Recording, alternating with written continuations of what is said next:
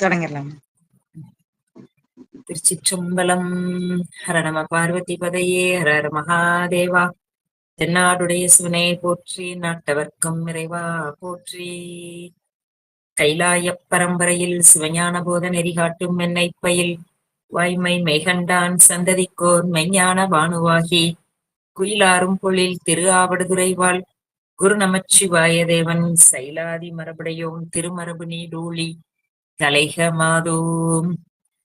கருணை பொழி திருமுகத்தில் திருநேற்று நூதலும் கண்டாரை வசப்படுத்த கனிந்த வாயழகும் பெருமை தரு துறவோடு பொறையுள்ளத்தில் பொறுத்தே பிஞகனார் மலர்த்தாள்கள் பிரியாத மனமும் மறுவினர்கள் அகலாத ஞானமே வடிவாம் வளர்த்துறை செய் சிவஞான மாமுனிவன் மலர்த்தாள் ஒரு பொழுதும் நீங்காமல் எனதுள்ளத்தில் சிரத்தில் ஓதிடும் நாவினில் என்றும் உன்னி வைத்தே உரைப்பாம். திருச்சிற்றம்பலம். நற்குஞ்சர கன்றுனனின் கலைஞானம் கற்கும் சரக்கன்றுகான். திருச்சிற்றம்பலம். எம்பிரான் மாதவ சிவஞான சுவாமி திருவடிகள் போற்றி போற்றி. எல்லாம் வல்ல அருள்மிகு அங்கேற்கண்ணி சமேத ஆலவாய்ச் சொக்கநாத பெருமான் திருவருளை நினைந்து போற்றுகின்றேன். திருக்கைலாய பரம்பரை திருவாவடுதுறை ஆதீன குருமகா சன்னிதானம் அவர்களுடைய பொன்னாரடி கமலங்களை மனமொழிமை ஆகிய முக்கரணங்களால் வணங்கி மகிழ்கின்றேன். நம்முடைய திருவாவடுதுறை ஆதீன வேளம், திருவாவடுதுறை ஆதீன குலதெய்வம், சைவர்களுக்கு குலதெய்வம் என்று போற்றப்படுகின்ற மாதவ சிவஞான சுவாமிகள் அருளி செய்த நூற் சிந்தனையிலே நம்முடைய புனிதர் பேரவை சார்ந்து நாம் தொடர்ந்து இந்த நூல் சிந்தனையை சிந்தித்து வருகின்றோம். அந்த வகையிலே நாம் இன்று கலசை செங்கழுநீர் விநாயகர் பிள்ளை தமிழ் என்கின்ற விநாயகருக்கே உரிய அற்புதமான ஒரு நூலை நாம் தொடர்ந்து சிந்தித்து வருகின்றோம். இந்த சிந்தனைக்கு நமக்கு தளம் அமைத்து கொடுத்த தூத்துக்குடி புனிதர் பேரவை சார்ந்த அன்பர்கள், சான்றோர்கள், பெருமக்கள், பெருந்தகைகள் எல்லோருடைய திருவடியை வணங்கி இதை செவிமடுத்து வருகின்ற சிவனைய செல்வர்களுடைய திருவடிகளை வணங்கி மகிழ்கின்றேன். நாம கலசை செங்கழுநீர் விநாயகர் பிள்ளை தமிழ் என்கின்ற நூலை முன்னுரை செய்து வைத்திருக்கின்றோம். அதுல காப்பு செயல் வரைக்கும் பார்த்திருக்கின்றோம். விநாயகப் பெருமான் அவருடைய பராக்கிரமம் என்று பார்க்கின்ற பொழுது, விநாயக பரத்துவம் என்று பார்க்கின்ற பொழுது அவருடைய வடிவங்களை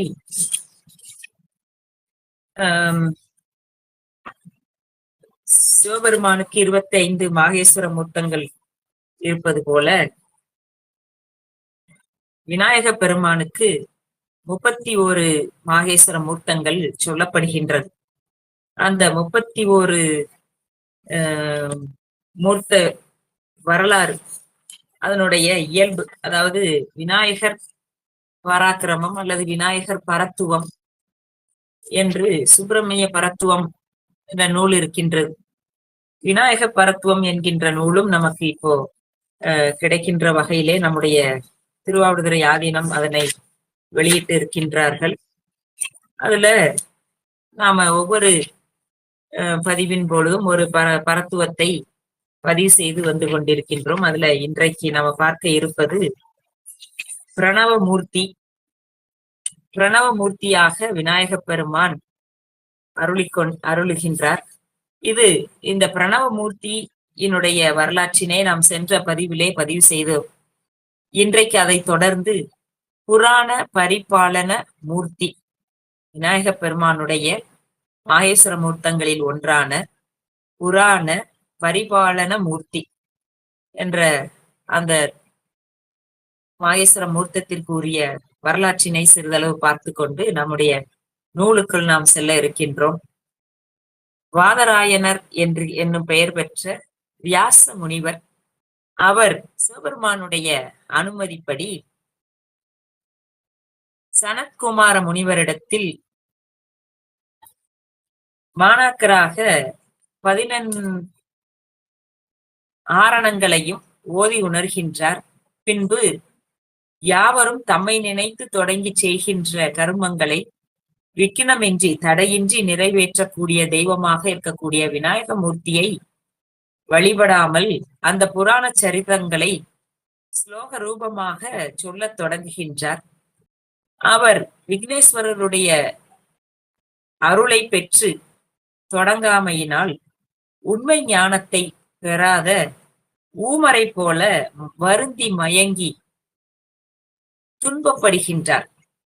பின்பு தன்னுடைய அந்த குற்றத்தை நினைந்து பிரம்மதேவரிடம் போய் விண்ணப்பிக்கின்றார்.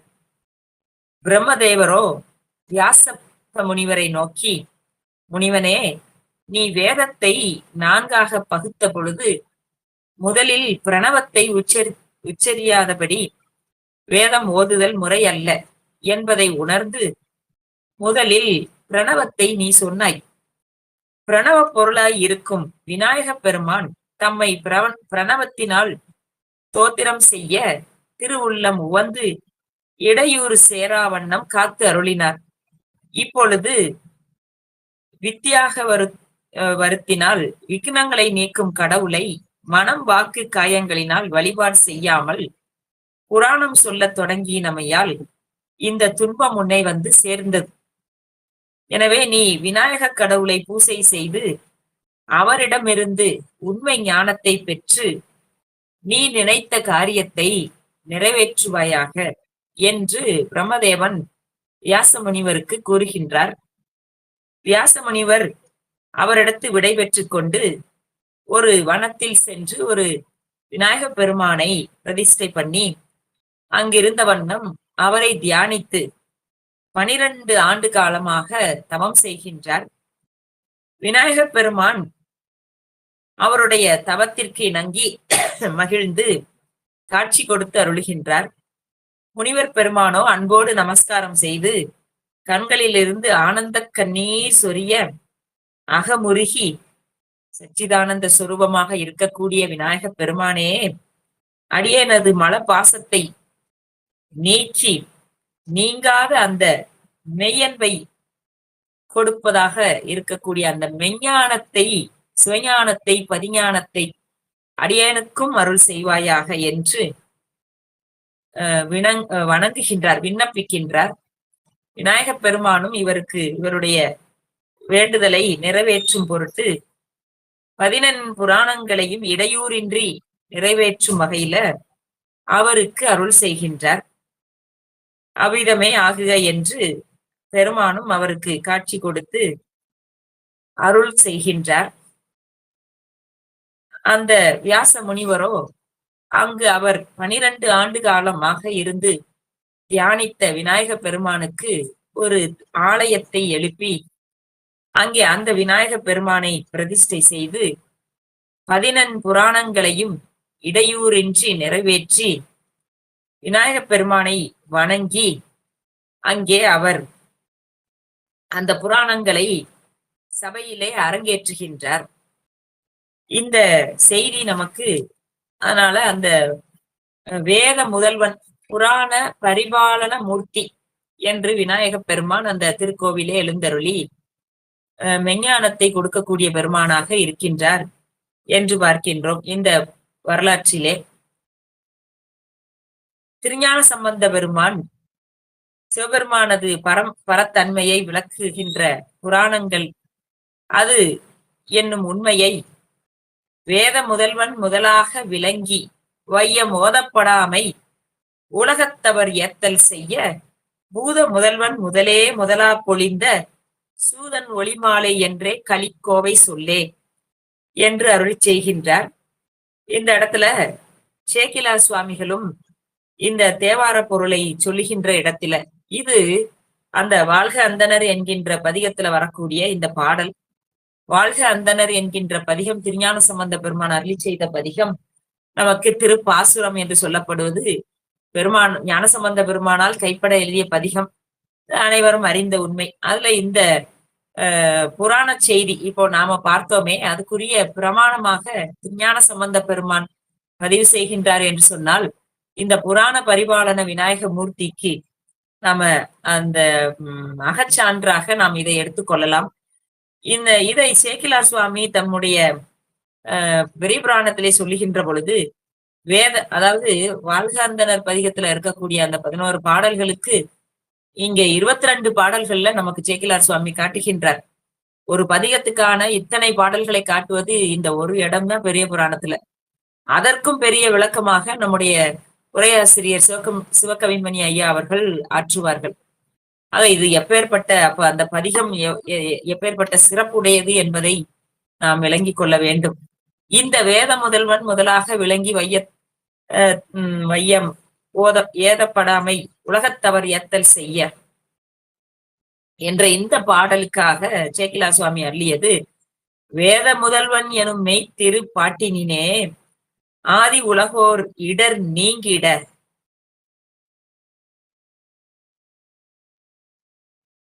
ஏத்தாடும் பாத முதலாம் 14 புராணங்கள் என்றே ஓது என்று உரை செய்தனர் யாவும் ஓதாது உணர்ந்தார் என்று அந்த உண்மையை நிலைநாட்டுகின்றார் நம்முடைய சேக்கிலார் சுவாமி.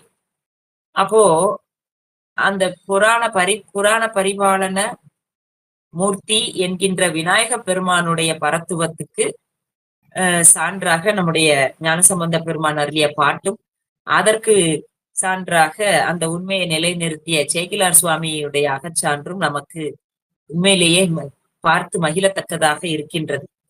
அந்த புறச்சமயத்தவர் சைவ சாத்திரங்களின் உண்மையை உணராமல் புராணத்தை பொய்க்கதைகள் என்று புகழுதல் போல சைவருள்ளும் அங்கனம் கூறுபவர்கள் இருப்பாரேயானால், அதாவது இந்த புறச்சமயத்தவர்கள் புறப்புறச்சமயம் அகப்புறச்சமயம் இந்த புறச்சமயத்தவர்கள் புராணங்களை இகழ்வார்கள். அது ஒரு கற்பனை கதை என்றெல்லாம் அவர்கள் சொல்லுவார்கள். அவர்கள் சொல்லலாம், அது அவர்கள் அறியாமையில் இருப்பவர்கள்.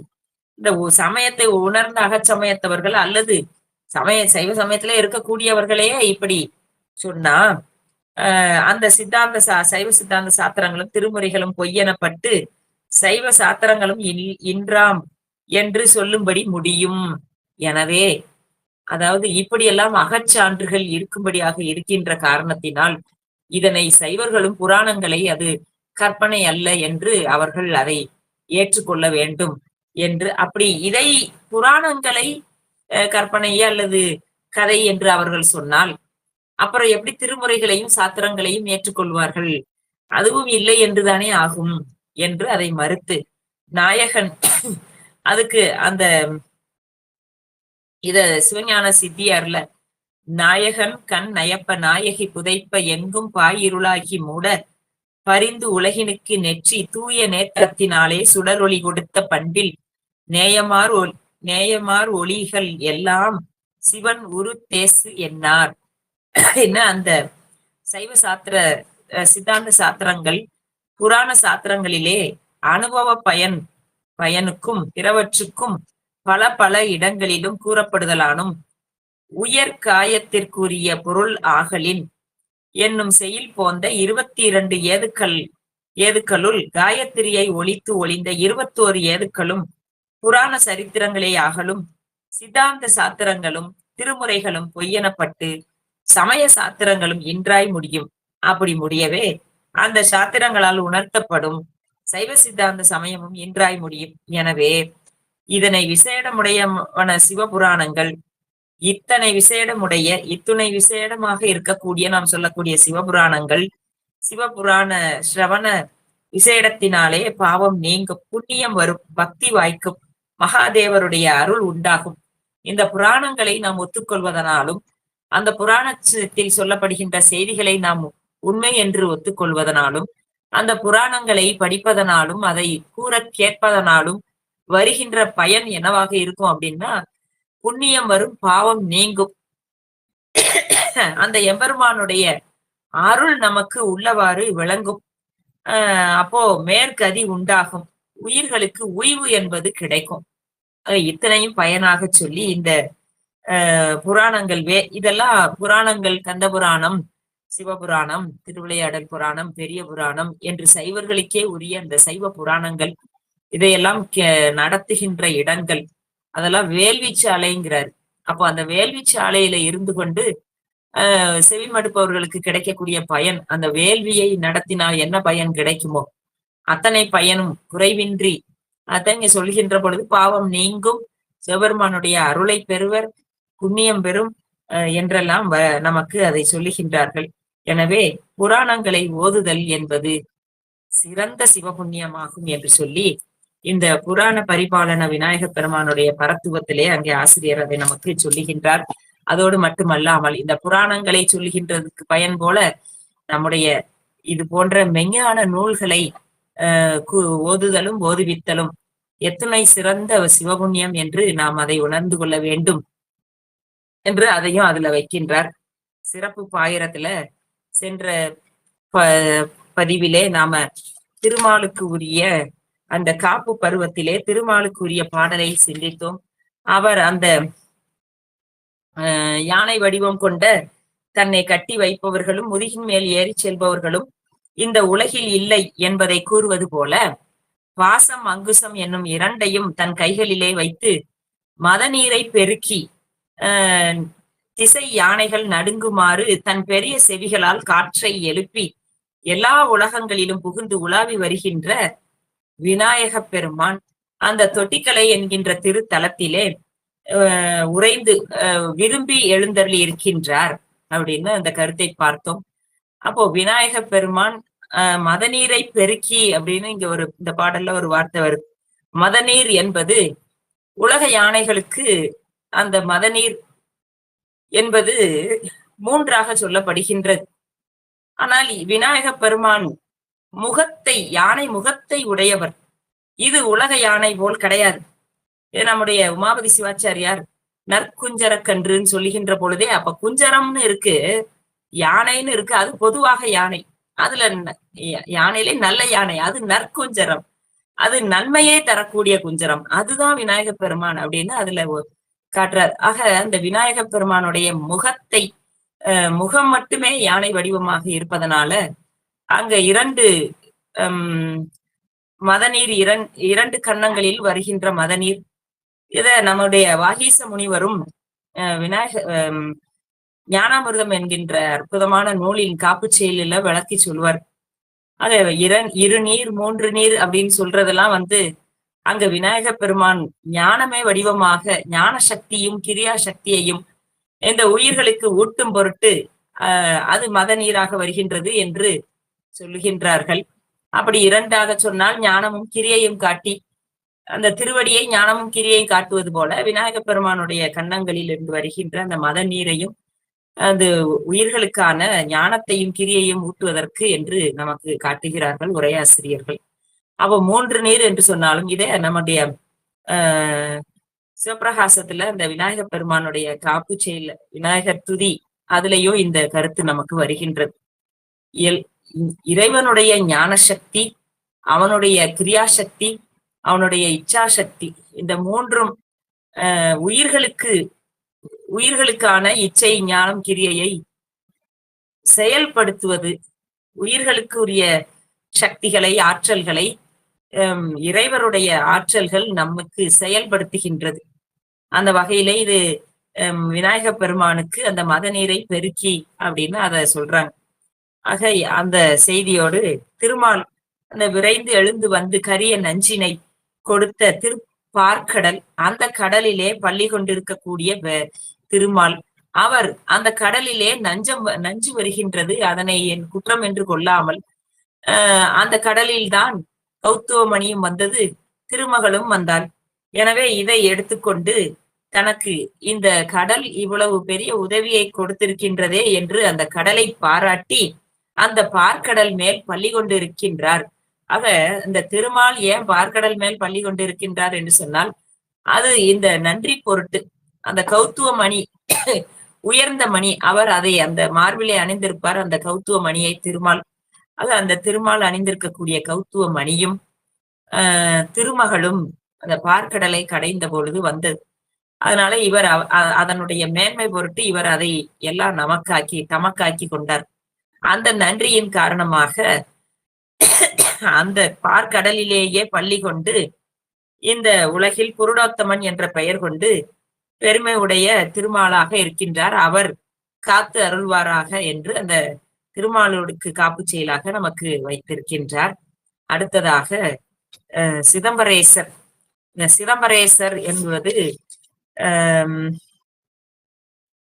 நம்முடைய உமாபதி சிவம் கொற்றவன்குடி தில்லையில வாழ்ந்த காரணத்தினாலே அவர் அருளி செய்த அந்த நூல் சிவப்பிரகாசத்திலே நடராஜருக்கு துதி வைக்கின்றார், சிவகாமி அம்மைக்கு துதி வைக்கின்றார்.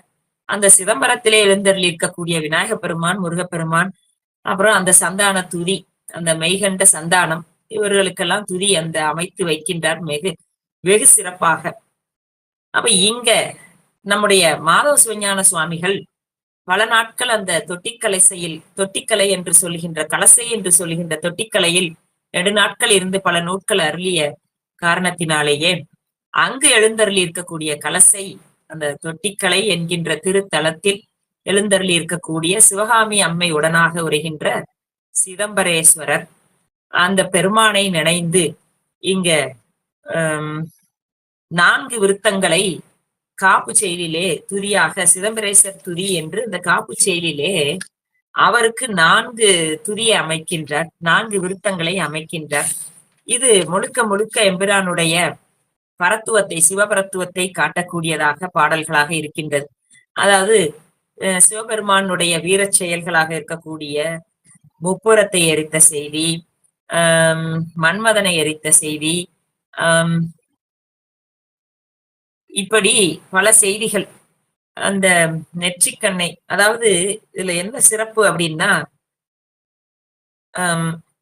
சொல்வது வீரச் செயல்கள் அல்லது பெருமானுடைய, இப்போ சிவபெருமானுடைய சொரூப இலக்கணம், அவருடைய தடத்த இலக்கணம், அல்லது அவருடைய போற்றி சொல்வது, இதுலலாம் நம்ம பார்க்கின்றோம். திருவாசகத்துல போற்றி திரு அகவல் அண்டப்பகுதி, கீர்த்தி திரு அகவல், அவனுடைய கீர்த்தியை சொல்லுவது, இப்படி எல்லாம் இருக்கு.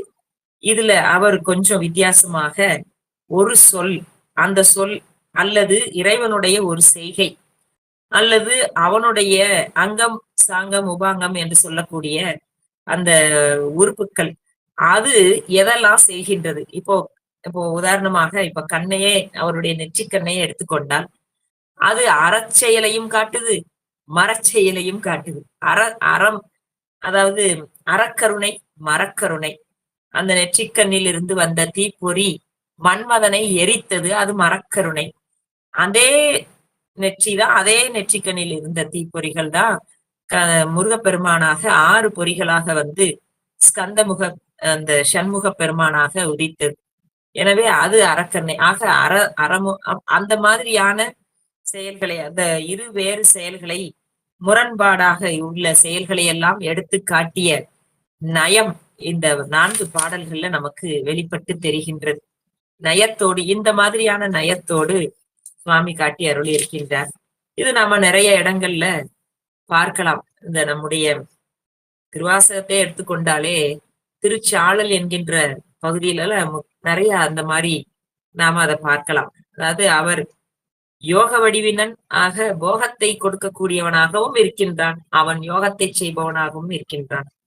யோகத்தை விரும்புவர்களுக்கு அந்த யோகத்தை, தியான நிலைக்கு அந்த அதீத பக்குவத்தையும் கொடுக்கின்றான், போகத்தையும் கொடுக்கின்றார், வினையை நீக்கிக் கொள்வதற்கு அல்லது அவர்களுடைய வினையை அந்த பிராரத்தம் மூலமாக அனுபவித்து கழிப்பதற்கு.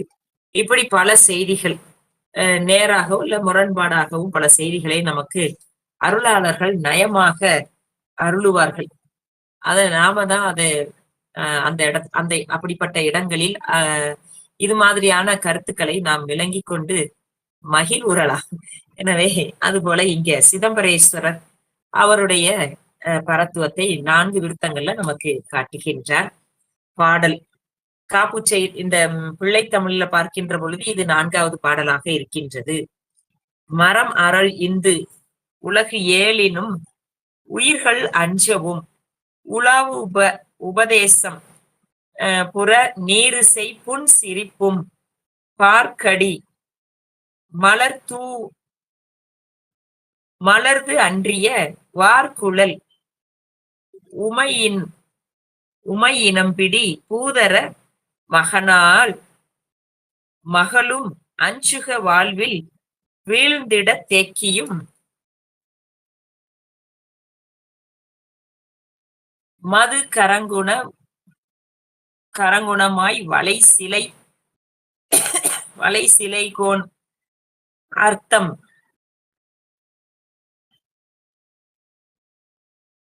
ஆடிய மதனை வென்று அருள் சீர் நயனம் தனில்பால் குரு மதியொடும் கதிர் வானவன் வெளியில்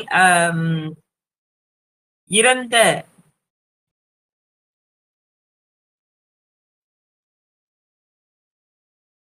மால் அயர் மகிதம் அகிதம் அலங்களின் கூர்தர இன்பினை கூட்டியும்.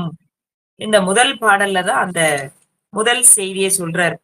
அதாவது புறம் நீரிசை புன் சிரிப்பினால் சுகவாழ்வில் அமிழ்ந்திட தேக்கியும். அவருடைய புன் சிரிப்பு, எம்பெருமானுடைய புன் சிரிப்பு, அது அந்த முப்புறத்தை எரித்தது இந்த ஆன்மாக்களுக்கு அந்த சுகவாழ்வை அளிக்கக்கூடியதாகவும் இருக்கின்றது. மதனை வென்று அருள் சீர் நயனம் தன்னில்.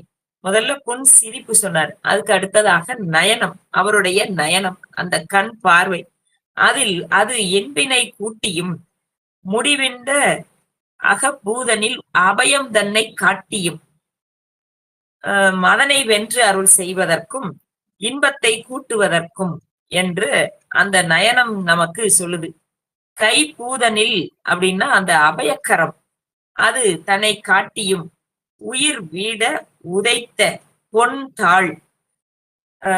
இந்த அபயக்கரம் முடிவில்லாத இந்த ஆன்மாக்களுக்கு வரக்கூடிய போக்கு வரவு என்று தொடர்ந்து வரக்கூடிய அந்த பிறவி துயர், அதை நீக்குவதற்காக அந்த அபயக்காரம் இருக்குதாம். ஆக இது அந்த ஆன்மாக்களை மீட்டிட அவருடைய அபயக்கரம் நமக்கு காட்டுகின்றது. உயிர், அதுக்கப்புறம் பொன் தாள், அவருடைய திருத்தாள், உயிர் வீட உதைத்த என் தலைமேல் அருள் செய்க. இது காலனை உதைப்பதற்காகவும் பக்குவமுடைய ஆன்மாக்களுக்கு, முனிவர் இங்க என் தலையில்கிறார். ஆக நம்முடைய அந்த பக்குவமுடைய ஆன்மாக்களுக்கு உச்சியிலே அந்த வைப்பதற்காகவும் திருவடி தீக்கை கொடுப்பதற்காகவும் அவருடைய திருவடி இருக்கின்றது. ஆக புன் சிரிப்பு எதுக்காக இருக்குது?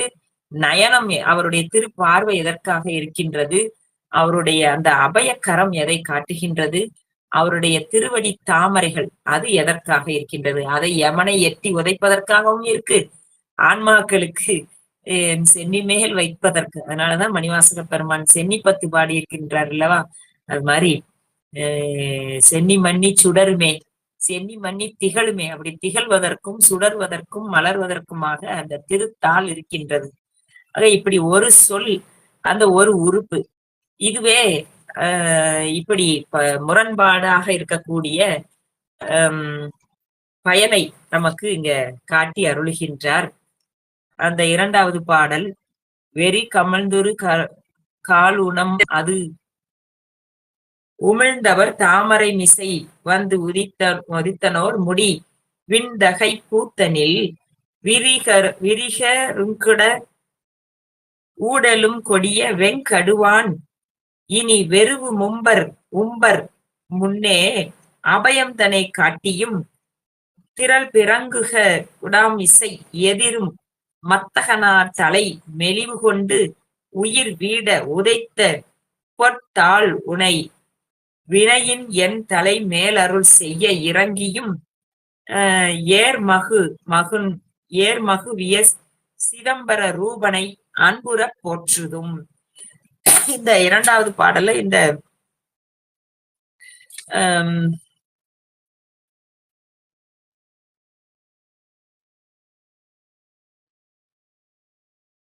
இறைவனுடைய சிதம்பர ரூபன், சிதம்பரேஸ்வரர், இங்க இருக்கக்கூடிய பெருமான், அவருடைய புன் சிரிப்பு. முதல்ல புன் சிரிப்பும் பார்த்தோம், இரண்டாவது பாடலையும் அது சொல்றாரு. இந்த புன் சிரிப்பு திரிபுரங்களை அளித்தது, உமைக்கு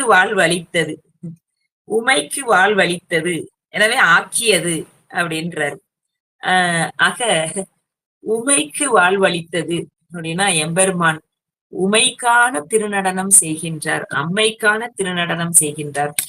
இந்த செய்தி நம்ம பல நூல்களை பார்க்கின்றோம். நம்முடைய சிவபிரகாசத்திலையும் நடராஜர் சிவகாமி அம்மை துதியிலையும் நடராஜ பெருமானுடைய துதியிலையும் சொல்றார், உமைக்கான திருநடனம் செய்கின்றார். ஆக அந்த ஐந்தொழிலை ஆணையின் நீக்கமின்றி நிற்கும் அன்றே என்று சொல்வது போல அந்த ஆணையோடு நின்று செய்கின்றார். ஆக அந்த அம்மை சிரிப்ப வாழ்வு, அதுதான் அவளுக்கு வாழ்வு இல்லையா? எனவே அவள் காண ஆடுகின்றாரே, அப்போ அது அவளுக்கு வாழ்வு. ஆக புன் சிரிப்பு, அவருடைய அந்த சிரிப்பு திரிபுரங்களை எரிப்பதற்கும் உமையம்மைக்கு வாழ்விற்கும் ஆகியது என்று இந்த பாட்டுல வைக்கிறார். நெற்றிக்கண் மன்மதனை அழித்தது, உலகுக்கு ஒளி ஊட்டி வாழ்வித்தது. அந்த நெற்றிக்கண்ணில இருக்கக்கூடிய பிரகாசம், சுயம் பிரகாசம், அந்த பெருமானுடைய ஜோதி, அது தீயதை நீக்கியும், அதாவது அங்க மன்மதனை அழித்தும், இங்கு உலகத்திற்கு உலக உயிர்களை வாழ்வித்தும், ஒன்று அழித்தல் ஒன்று வாழ்வித்தல், இதுதான் மாற்றி மாற்றி நமக்கு காட்டுகிறார்கள். அங்க இரண்டாவது இங்க சொல்றது கை ஆகிய பூ அப்படின்னா அந்த கை அபயக்கரம். சொற்கள் கடினமாக இருந்தாலும் அதை பொருளை பார்க்கின்ற பொழுது வியப்பாக இருக்கின்றது. ஆக அந்த அபயக்கரம் பிரம்மனுக்கு பயத்தை தந்தது, தேவர்களுக்கு அபயத்தை தந்தது. ஆக அபயம், அபயம் அப்படின்னாவே பயம் இல்லாத நிலை. அஞ்சேல் என்று அருளக்கூடியவன் நம்ம சுவாமி. அததான் அஞ்சேல் அப்படின்னு சொல்றதுதான் அபயம். அது பிரம்மனுக்கு பயத்தை கொடுத்தது, தேவர்களுக்கு அபயத்தை தந்தது. அடுத்து பிரம்மனுக்கு ஏன் பயத்தை கொடுத்தது அப்படின்னா, அந்த பிரம்மன் தலையோட்டை தான் சுவாமி கையில வச்சிருக்கிறார். அதனால சரி. அடுத்து இறைவனுடைய ஒரு செய்கை அல்லது இததான் நமக்கு மாற்றி நமக்கு காட்டுகின்றார். அடுத்த பாடல், அறல் ஒழுங்குதன் ஆதிடம் முழுவதும் செறி நீள்கரை அகல் விசும்பென நீடு தரங்கு மிக தளர்த்து எரி அயிர் செழும் கழிநீர் மாமணி பரவி எங்கனும் மேவுவது அதனில் ஒன்றிய மீனினம் தனக்கு ஏற்றிட அயல் அளித்திடுமாறு தனக்கு தன் கனகம் நிரம்பிய வாழ் அணவு தன் குணம் வாவி குளிர்ந்திரு கூட்டம் அது அழிய மென் கதிர் வீசிய வெளிய அம்புவி போல் உற அருகு அநீரை முகந்து எடுத்து ஆற்றல் செய்வதும். அருகு அநீரை அருக இருக்கக்கூடியவர்களுக்கு அந்த அருகு தண்ணீரை முகந்து எடுத்து ஆற்றல் செய்து, அந்த நீர்நிலையிலே தண்ணீரை பருகுவதற்கு எடுத்து கொடுத்து அப்படின்னு அந்த அம்புலி போல் மெல்லிய கிரகணங்களை வீசும் வெண்ணிலவு போல தோற்றம் அளிக்க. இது எது? அவருடைய அந்த முகம், திருமேனி, அது இருளை நீக்கி ஒளியை கூட்டுவதாக இருக்கின்றது. அந்த ஒளியினில் வந்து பருகுபவர்களுக்கு அது ஆனந்தத்தை தருகின்றது என்ற அந்த கருத்துல இங்க நீர்நிலைகளில் அதுல பொருள் பாருங்க, நீர்நிலைகளில் பரந்த கரை வானம் போல இருக்குதாம். அந்த நீர்நிலையினுடைய கரை வானம் போல் இருக்கின்றது. நீர் அலைகள் அதுல எடுத்து வீசும் மணிகள் கரையில் வீழ்ந்து ஒளி வீசுவது போல அந்த விண்மீன்கள் போல் உள்ளது. அந்த கடலுக்குள்ள இருக்கக்கூடிய முத்து மணிகளையும் அந்த கடலானது அலைகளால் அடித்து சென்று கரையில் தள்ளுவது போல வானத்தில் இருக்கக்கூடிய விண்மீன்கள் ஒளிகளை வீசுகின்றது. இந்த மாணிக்கங்கள் இதெல்லாம் முத்து, இதெல்லாம் கடல்ல இருந்து ஒளியை கொடுக்கின்றதாம். அது இது போல இருக்கின்றதாம். ஆக நீரை முகந்து செல்லும் பெண்களும் ஆண்களும் மென்னிலவிலிருந்து அமுதத்தை கவர்ந்து உண்ணும் தேவ மகளிரும் தேவர்கள் போல இருக்கின்றார்கள் என்று கூறியது உயர்ந்த கற்பனை. இது உயர்வு நவிர்ச்சி. சரி. ஆக அமுதை பொழிகின்றது என்பதும் தேவர்களுக்கும் சகோரம் போன்ற பறவைகளுக்கும் இந்த அமுதம் உணவாகின்றது என்று கூறுவது வழக்கு. அது அந்த தேவருலகத்தை விட புகழ் மிகுந்த தொட்டிக்கலை என்கின்ற பதியில் நிலைத்து இருந்தது. தன்னை வழிபடுபவர்களுக்கு பேரருள் புரிபவனும் உலக உயிர்களை தன் திருவடி கீழ் அடங்க வைத்து ஆட்கொண்டு அன்பர்கள் தனக்கு சொரியும் சிறந்த மலர்களையும் விளக்கி அருள் வழங்கும் திருவடி தாமரை உடையவனும் உலகம் முழுவதும் நிறைந்து என்னை அடிமை கொண்டவனும் ஆகிய செங்கழுநீர் விநாயகரை காப்பாற்றும்படியாக இந்த சிதம்பரேசர் துதியை வைக்கின்றேன். இந்த செங்கழுநீர் விநாயகர் விநாயகர்னா விநாயகரோடு மட்டுமல்லாமல் இந்த நூல் செய்கின்றவரையும் இந்த நூலை கற்பவரையும் காப்பாற்றும்படியாக இந்த சிதம்பரேசர் துதியை இங்க நமக்கு வைக்கின்றார். இதுல இந்த உயர்வு நவிழ்ச்சி அணியால சொல்லப்பட்டிருந்தாலும் இப்படி வானத்துல உள்ளவர்களுக்கு உவமையாக பல செய்திகள் இங்க சொல்லி இருந்தாலும் இந்த செங்கழு நீர் விநாயகர் அந்த எழுந்தள்ளி இருக்கக்கூடிய தொட்டிக்கலை என்கின்ற திருத்தலம் எப்படிப்பட்டது அப்படின்னா, நம்முடைய அப்பர் சுவாமியும் ஞானசம்பந்த பெருமானும் பாடி அருளிய திருவையாறு பதிகத்தை பார்த்தோம்னா தெரியும். அந்த வீதிகளில் எல்லோரும் அந்த மகளிர்கள் எல்லோரும் அந்த காந்தாரம் இசைத்துக் கொண்டு ரீம் கிரீம் என்று காந்தாரம் இசைத்துக் கொண்டு அங்க பாடி இருக்கக்கூடிய மடவார்கள் சூழ்ந்து இருக்கக்கூடிய திருவையாறு என்று அந்த திருவையாறை பாடுகின்ற பொழுது பாடுவார்கள். அதுபோல சிறப்புடையது இந்த தொட்டிக்கலை என்கின்ற திருத்தலம். இங்கும் இங்க இருக்கக்கூடிய பெண்கள் அந்த காந்தாரத்தை இசைத்துக் கொண்டு அந்த பெருமானை வழிபாடு செய்கின்றார்கள், விடாது வந்து வழிபாடு செய்கின்றார்கள் என்று இவர் நம்முடைய மாதவ சிவஞான சுவாமிகள் அப்படி பாடி அருள் இருக்கின்றார். அவருடைய காலத்தில் கூட அந்த மாதிரியான பக்தி இருந்திருக்கின்றது. ஏனென்று சொன்னால் இப்பொழுது இந்த தொட்டிக்கலை என்கின்ற திருத்தலம் பல சைவர்களுக்கு அந்த தலம் எங்க இருக்குங்கிறது கூட நமக்கு அறியாமல் இருக்கிறார்கள். அந்த திருத்தலத்திற்கு சென்று பார்த்தாலும் அங்க இப்படி ஊரே இருக்காது. ஒரு சின்ன கிராமம் போன்று இருக்கின்றது. அங்கே ஒரு சில வீடுகள் தான் காணப்படுகின்றது. பூசை ஆனா நித்தமாக நடைபெற்று கொண்டு வருகின்றது. அந்த வகையிலே எம்பெருமானுடைய திருவடிகளுக்கு நம்ம நன்றியும் வணக்கம் தான். ஆக அப்பேற்பட்ட சிறப்புடைய இந்த திருத்தலம் மாதவ சிவஞான சுவாமிகளையும் அவருடைய மாணாக்கர்களாக இருக்கக்கூடிய தொட்டிக்கலை சுப்பிரமணிய சுவாமியை பற்றி அறிந்தவர்கள் மட்டுமே இந்த திருத்தலத்திற்கு சென்று வழிபாடு செய்வதற்கு முனைகின்றார்கள். அப்படி எல்லாம் பக்தர்கள் வந்து வழிபாடு செய்வதாக தெரியல. ஆனா சைவர்கள், சித்தாந்த சைவர்கள் மட்டுமே வந்து வழிபாடு செய்யக்கூடிய திருத்தலமாக இன்று இருக்கின்றது. இந்த நிலை மாறி நம்முடைய தொட்டிக்கலை என்கின்ற திருத்தலம் அனைவரும் பரிச்சயப்படும்படியாக வழிபாடு செய்யக்கூடிய திருத்தலமாக இருக்க வேண்டும். அதற்காக நாம் பெருமானிடத்து விண்ணப்பத்தை வைக்க வேண்டும். ஏன்னா அப்படிப்பட்ட ஞானத்தை கொடுக்கக்கூடிய திருத்தலம், சிவஞானத்தை கொடுக்கக்கூடிய திருத்தலம் நம்முடைய முனிவர் பெருமான் நெடுங்காலம் இருந்து பல நூல்களை இயற்றிய திருத்தலம் என்பதனாலேயே இந்த திருத்தலம் நாம போற்றப்பட வேண்டும்.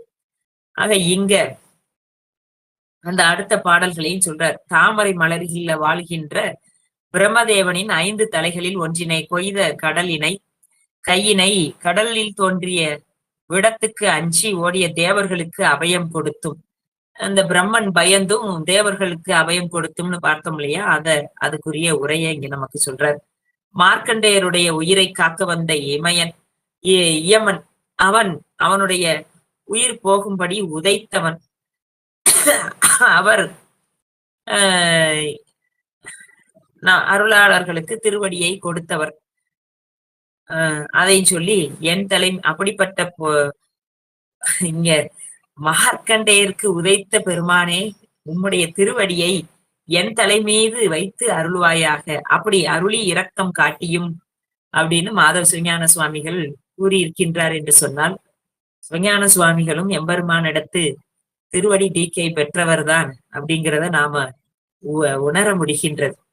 ஏன்னா நல்லூர் பெருமானார் நல்லவாறே நனைந்தனைய திருவடியன் தலைமையில் வைத்தார்னு அவர் திருநாவுக்கரசு பெருமான் அது சுவாமி திருவடி தீட்சை கொடுத்தது அந்த திருவடியை வைத்த இடம் என்று நமக்கு அது அகச்சான்றாக அமைகின்றது. அதுபோல சுந்தரமூர்த்தி சுவாமிகளும் அந்த தவநெறியை தந்து அருள் என்று திருத்துறையூர்ல வேண்ட அங்கே அவருக்கு அந்த திருவடி தீக்கை கொடுக்கப்படுகின்றது.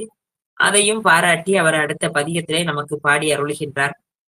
அதுபோல இங்க நம்முடைய சிவஞான சுவாமிகளும் மார்க்கண்டேயருக்கு உயிரை கவர வந்த மார்க்கண்டேயரின் உயிரை எடுக்க வந்த அந்த யமன் அவனுடைய உயிர் போகும்படியாக எட்டி நெஞ்சில் உதைத்த பொற்தாள்களை என் தலைமீது வைத்தருளிய இரக்கம் காட்டியும் அப்படிங்கிறார். அப்ப தலைமையில் வைத்த இரக்கத்தை என்ன சொல்வேன் அப்படிங்கிறார். இரக்கம் காட்டியும் அருளும் அழகு மிகுந்த ஞான ஆகாச வடிவமாகிய சிதம்பரேச பெருமானை அன்பு கொண்டு போற்றுவோமாக என்று இதை நமக்கு காட்டி அருளுகின்றார்.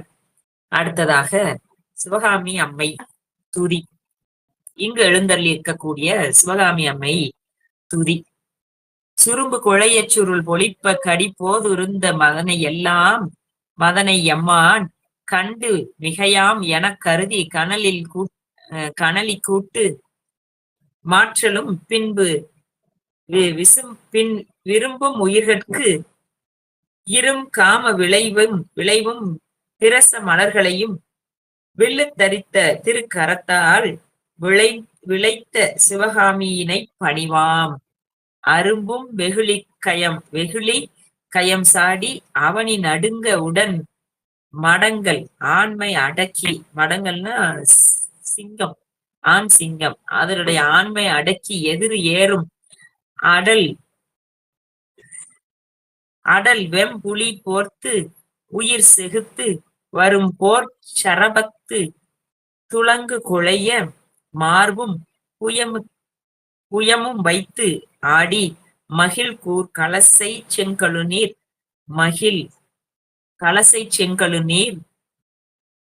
மலமா களிற்றை புறக்கவே அம்மையை போற்றல் செய்வாம் என்று இதுல அற்புதமாக அம்மைக்கு துதி அமைக்கின்றார். என்ன அப்படின்னா, கரும்பு வில்லும் மலர் அம்பு தொடுத்தும் தன்னை அழிக்க வந்த மன்மதனை நெற்றி கண்ணினால் அழித்தவர் சிவபெருமான். இந்த ஆற்றலை சிவபெருமானுக்கு சிவகாமி அம்மை வழங்கினாள். மன்மதன் இல்லையேல் இந்த உலக உயிர்களுக்கு போக வாழ்வு கிடைக்காது என்று எண்ணி தம்முடைய கரங்களில் இருக்கக்கூடிய கரும்பு வில்லும் அம்பும், அந்த அபிராமி அம்மை துதியில கூட பார்க்கின்றோம் இல்லையா, கரும்பும் பாசாங்குசமும் கொண்டு அப்படிலாம் வரும். அதுபோல இங்கே சொல்றார், போக வாழ்வு கிடைப்பதற்காக அம்மை கரும்பு வில்லும் அம்பும் தாங்கி சிவகாமி அம்மை நமக்கு இன்பத்தை கூட்டுகின்றாள். சிவகாமி, அந்த சிவ என்பது திருவருளும் சிவமும், அதை நமக்கு காட்டுகின்றவள், உணர்த்துகின்றவள். உலக வாழ்க்கையிலே, அதாவது இந்த பிறவி கொண்டு வாழ்கின்ற வாழ்க்கையிலே இருக்கக்கூடிய இன்பத்தை கொடுப்பவளும் அவள்தான். இது நீங்கி எம்பெருமானுடைய திருவருளில் அழுந்தி மலபரிபாகம், சக்தி நிவாதம், இருவினை ஒப்பு இதெல்லாம் முறைமையாக நமக்கு கொடுத்து இந்த இன்பத்தை, இறை இன்பத்தை அனுபவிக்க கொடுப்பவளும் அவள்தான். எனவே இந்த பேரின்பத்தையும் அவளே நமக்கு போகமார்த்த பூன்முளையாளாக இருந்து அதை நமக்கு அருளி செய்கின்றாள். அப்பேற்பட்ட அம்மை இங்க எப்படி இருக்கிறாளாம்? சிவகாமி அம்மை மன்மதனை அழித்து சிவபெருமானை யோகம் புரிய செய்து யோக சக்தியாக விளங்கக்கூடிய அம்மை. தம்முடைய கைகளிலே மலர் அம்பும் கரும்பு வில்லும் தாங்கி போக சக்தியாகவும் விளங்குகின்றாள். இந்த யோக சக்தியும் அவள்தான், போக சக்தியும் அவள்தான் அப்படின்னு இதுல சொல்றார். ஆக இத நமக்கு சித்தியார்ல அருளது சக்தியாகும் அரண் தனக்கு, சித்தியார்ல பல பாடல்கள் இந்த சக்தி நவம் தரும் பேதம் என்றெல்லாம் இந்த சக்தி பேதத்தை விளக்கக்கூடிய பாடல்கள் நிறைந்து நமக்கு இருக்கின்றது. இது உமாவதி சிவாச்சாரியார் சிவபிரகாசத்துல சொல்லுகின்ற பொழுது பரந்த பராபரை ஆதி சக்தி அப்படின்னு அந்த பராசக்தி, ஆதிசக்தி, அதுக்கப்புறம் இச்சா சக்தி, ஞான சக்தி, கிரியா சக்தி என்று சக்தி 5ஆக விரிந்து காணப்படுதலை விரிவாக அந்த சிவகாமி அம்மை துதியில நமக்கு மாபதி சிவம் காட்டுகின்றார். சிவஞான சித்தியாரிலும் சக்தியினுடைய ஆற்றல், அவளுடைய உயிருக்கு செயல்படுத்துகின்ற திறம் இதெல்லாம் நமக்கு விரிவாக சொல்லப்பட்டிருக்கின்றது. அதுல நாம தெரிந்து கொள்ளலாம். இங்க யோக சக்தியாகவும் போக சக்தியாகவும் அம்மை இருக்கின்றால், அந்த தாருகாவனத்து முனிவர்கள் செய்த அபிச்சார யாகத்தில் தோன்றிய யானை, சிங்கம், புலி, அதனாலதான் அந்த அடங்கல் அப்படின்னு அதுல பாட்டுல சொன்னார் இல்லையா, அந்த புலி இதெல்லாமே அழித்து பெருவீரம் இழைத்த சிவபெருமானுடைய மனம் குழையுமாறு அவருடைய மார்பிலும் தோளிலும் ஏறி மிதித்து ஆற்றல் தோன்றுமாறு விளையாடுபவள் இந்த கலசை விநாயகப் பெருமான். அந்த விநாயகரை காத்து அருளும்படி சிவகாமி அம்மையை வணங்குவோமாக. ஆக இந்த விநாயகப் பெருமான் இது கந்தபுராணத்திலே சொல்லக்கூடிய அந்த முதல் பாடலிலும் வருகின்றது. மீனாட்சி அம்மை பிள்ளை தமிழில வரக்கூடிய காப்பு செயலிலும் இருக்கின்றது. விநாயகப் பெருமான் குட்டி குழந்தையாக இருக்கின்றார். அவர் அந்த சிவபெருமானிடத்து அவருடைய மார்பிலும் தோளிலும் ஏறி விளையாடிக் கொண்டிருக்கின்றாராம். அப்படி விளையாடுகின்ற பொழுது அந்த துதிக்கையினால் அந்த திருநீர் வெள்ளையாக, சிவபெருமான் உடம்பு முழுக்க வெந்நீர் அணிந்திருக்கின்றார். அவர் மீது இவர் புரண்டு விளையாடுவதனாலேயே இவருடைய திருமேனியும் திருநீரு முழுக்க இருந்து இவர் அந்த ஐராவத வெள்ளை யானை போல தோற்றம் அளிக்கின்றார் என்று ஒரு பாடல்ல நமக்கு காட்டுகின்றார்கள். இப்படியெல்லாம் நயமாக நமக்கு அந்த பாடலை அருளுகின்ற அருளாளர்கள் சொல்கின்றார். அது மாதிரி இங்க இப்படி இவருடைய அந்த தாருகாவனத்து முனிவர்கள் செய்த யாகத்திலே தோன்றிய யானை, சிங்கம், புலி இதெல்லாம் அடக்கியவர் சிவபெருமான். அப்படிப்பட்ட வீரமுடைய தோள்களை உடையவர். அந்த தோள்கள்ல இந்த குட்டி குழந்தை விநாயகப் பெருமான் உருண்டு விளையாடுகின்றது. அது அந்த விநாயகப் பெருமானை காத்து அருளும்படியாக சிவகாமி அம்மைக்கு துதி வைக்கின்றார். அப்போ அந்த கொடிய விலங்குகளை அடக்கிய சிவபெருமானை விநாயகர் அன்பால் அடக்கினார் என்று கூறுவது இங்க சொல்லப்படுகின்றது. இவர் அன்பால் அடக்குகின்றார், அவர் வீரத்தால் அடக்குகின்றார். அடக்கி இருக்கக்கூடிய தோள்களிலே இவர் விளையாடுகின்றார். அதை அங்க நமக்கு நயமாக காட்டுகின்றார். ஆறாவது பாடல் சுப்பிரமணிய சுவாமி துதி. சுப்பிரமணிய கடவுள் இங்க உறவோர்கள் உருவினில் மிகச் சிறியரேனும் அவ் உரளி இல்லா பெரியார் தம்மை உரநழிய வென்று விரல் வாகைக்கு சூடுவரேனும் உரைக்கில இயக்கமாகவே விரவாது விண்ணம் பொதிந்து உயர் அடுக்களின் வீரழித்தன் ஆண்மை கொண்ட வெற்றி சிறுபடை செய்ய வேல் கை வைத்த வீரனுக்கு அன்பு செய்வாம். அந்த சூரபத்மனை அடக்கிய வீரனுக்கு, வேல் கைப்பிடித்த வீரனுக்கு வணக்கம் செய்வாம் அப்படின்னு சொல்ற. புறவாக ஐம்பொறியும் வைத்திட்ட அவற்றுள் உள்ளோர் பொறியுடைய ஏகதேசம் பூண்ட மற்ற அவயங்களுக்கு ஆகுமே மேலாம் தலைமை பொழிதலால் பக்தி செய்வோர்க்கு இரவோட்டு தன் குறிப்பெயரையே முழுதிற்கும் ஏற்பித்த திருமுகத்தின் எழில்வாய்ந்து தென் கலசை மேவும் செங்கழு நீர் இருங்களிற்றை காக்கவே. இதுல அந்த அறிவுடையவர்கள் உருவந்தால் சிறியவர்களாக இருந்தாலும் உருவில் பெரியவர்களாக இருக்கும் அறிவற்றவர்களை அவரது வலிமை கெடுமாறு வென்று வாகை சூடுவார்கள் என்பதற்கு எடுத்துக்காட்டாக முருகப்பெருமான்.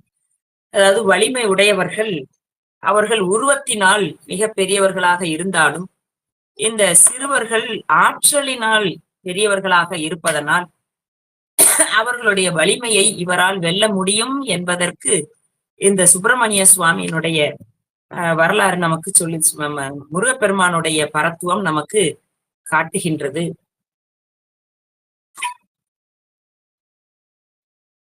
எப்படி காட்டுகின்றது? அந்த வான்வழியே மறைத்து நின்ற கிரௌஞ்ச மலையை அதனுடைய அது அப்படி உயர்ந்து நிற்கின்றது, கிரௌஞ்ச மலையாக இருக்கின்றது. அந்த மலையின் சிறப்பினை அழித்து வெற்றி கொண்ட வேலாயுதத்தை, அந்த மலையினை யாராலும் வெல்ல முடியாது, அப்படிப்பட்ட மலை. அதனை அந்த சூரபத்மனுடைய தாருகாசுரனுடைய இடம் அது. அதனை நம்முடைய சுவாமி சுப்பிரமணிய சுவாமி தன்னுடைய திருக்கை வேலினால் பிளந்தார். அந்த பிளந்து பட்டு நிற்கின்ற அந்த பிளந்த தன்னுடைய ஆயுதமான வேல், அந்த வேலை தாங்கி நிற்கின்றார். வேலாயுதத்தை கையில் தாங்கிய முருகப்பெருமான் அவர் அந்த யானை முகன் என்ற பெயரை பூண்டு தன் பார்வையினாலேயே தன்னை வழிபாடு செய்கின்றவர்களுக்கு வறுமையை நீக்குகின்ற செங்கழுநீர் விநாயகப் பெருமானை காத்தருளும்படியாக வேண்டுவோம் என்று முருகப்பெருமானுக்கு துதி வைக்கின்றார். இவருடைய ஆற்றல் பெரிது. எனவே அந்த வேலை தொட்ட வேலாயுதத்தினுடைய திருவடிகளை வணங்கி இந்த செங்கழுநீர் விநாயகப் பெருமான் தன்னை வழிபாடு செய்பவர்களுக்கு வறுமையை நீக்கி பெருவாழ்வு கொடுப்பதற்கு அவருடைய திருவடியை வணங்குவோம் என்று இங்க விநாயகர் துதி அமைக்கின்றார். நாம் இதோட நிறைவு செய்யலாம். அடுத்ததாக நமக்கு இங்க வெகு சிறப்பாக வைரக்கடவுள், பிரம்மதேவர், தேவேந்திரன், லக்குமி, கலைமகள், துர்க்கை, சப்த மாதர்கள், 30 முக்கோடி தேவர்கள், இவர்களுக்கெல்லாம் ஒரு பெரிய பாடல் மூலமாக அந்த 24 சீர்கள், இந்த செயல் ஒவ்வொரு அடியிலும் 24 சீர்கள் கொண்ட ஆசிரிய விருத்தமாக அமைக்கின்றார். இந்த பாடலை நாம அடுத்த பதிவிலே நாம் சிந்திப்போம். இதுவரைக்கும் நம்ம சுப்பிரமணிய துதி வரைக்கும் நாம் நிறைவு செய்திருக்கின்றோம். சிதம்பரேஸ்வரர் துதி, சிவகாமி அம்மை துதி, சுப்பிரமணிய சுவாமி துதி, இதை நாம் நிறைவு செய்து அந்த 6வது விருத்தத்தோடு நிறைவு செய்திருக்கின்றோம். மாதவ சிவஞான சுவாமிகள் திருவடிகளை வணங்கி போற்றி, இந்த செங்கழுநீர் விநாயகர் பிள்ளை தமிழ் சிந்திப்பதற்கு களம் அமைத்துக் கொடுத்த புனிதர் பேரவை சார்ந்த சான்றோர் பெருமக்களுடைய திருவடிகளை வணங்கி அடியே நிறைவு செய்கின்றேன். திருச்சிற்றம்பலம். வான்முகில் வளாது பெய்க மலிவளம் சுரக்க, மன்னன் கோன்முறை அரசு செய்க, குறைவில்லாத உயிர்கள் வாழ்க, நான் மறை அறங்கள் ஓங்க, நற்றவம் வேள்வி மல்க, மேன்மைக்கொள் சைவ நீதி விளங்குக உலகமெல்லாம். திருச்சிற்றம்பலம். நான் விநாயகப் பெருமான் திருவடிகள் போற்றி, நான் மாதவ சிவஞான சுவாமி திருவடிகள் போற்றி போற்றி. திருச்சிற்றம்பலம்.